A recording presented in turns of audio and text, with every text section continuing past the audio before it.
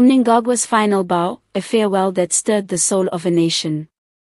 Ladies and gentlemen, before we dive into today's riveting update, do me a quick favor, hit that subscribe button and turn on the notification bell so you never miss a single drop of truth, insight, and real-time reports from our channel.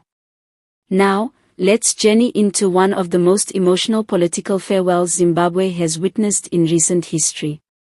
In a moment that felt frozen in time, President Emmerson Mnangagwa addressed the nation in what became his final official speech before stepping down from office. The air was thick with emotion, expectation, and uncertainty. As he stood before the people, those he led, and those who opposed his rule, his voice, seasoned by years of leadership and layered with political gravitas, echoed across the nation like the closing notes of a long symphony. This was not merely a resignation, it was a chapter ending with more questions than answers. For many Zimbabweans, it was a moment they had anticipated, some with hope, others with dread. Mnangagwa's departure, though not sudden, struck a chord deep within the soul of the nation. His address was marked by carefully chosen words, laden with legacy, but also laced with a heavy silence about the economic scars and political unrest that characterized parts of his reign. He thanked the nation for what he called a journey of transformation, but stopped short of addressing the grievances that have shadowed his presidency, the inflation spikes, the rising unemployment, the frustration of the youth, and the voices of civil society that often went unheard. For many watching, especially those in rural heartlands and urban centers who've lived through price hikes and power cuts, the speech didn't bring closure, it reopened wounds. Yet, there was a tone of reflection, even humility, in Mnangagwa's words. He acknowledged the tides of change, the inevitability of time, and the strength of Zimbabwe's resilient people. His call for unity post-resignation struck a nerve.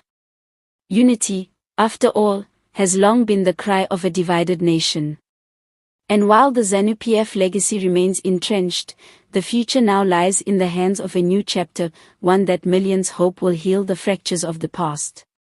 But make no mistake, this was a painful goodbye for some. A segment of the population, especially staunch loyalists, viewed him as a symbol of continuity after the Mugabe era. Others, however, watched the screen with cautious optimism, yearning for fresh leadership and democratic revival.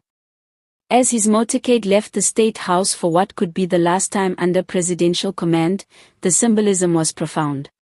This was more than the end of a presidency, it was the end of a political era that defined the past decade.